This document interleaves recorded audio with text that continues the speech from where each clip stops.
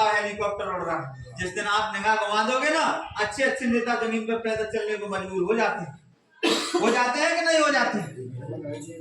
लेकिन तब जब आप अपने वोट का सही इस्तेमाल करोगे, जब तक इस वोट का सही इस्तेमाल नहीं करोगे तब तक आपकी समस्याओं का समाधान नहीं होगा।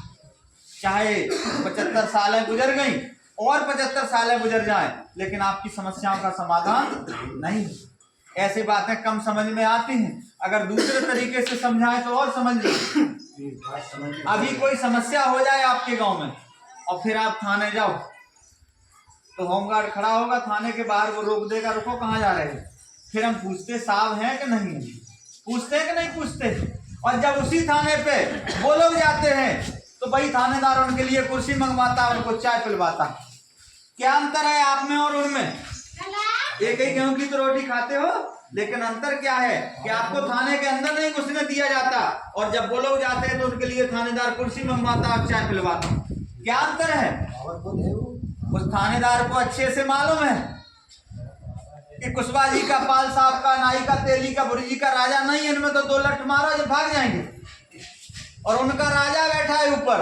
अगर उसके लिए कुर्सी न मंगवाई, उसको चाय न पिलवाई, तो आज इस थाने में कल दूसरे थाने में दिखाई देंगे। इसी चीज का तो डर है और किसी का है? इसलिए मेरा आप लोगों से अनुरोध है कि इन 75-76 सालों में जो आप लोग गलती करते चले आए उसमें सुधार करिएगा।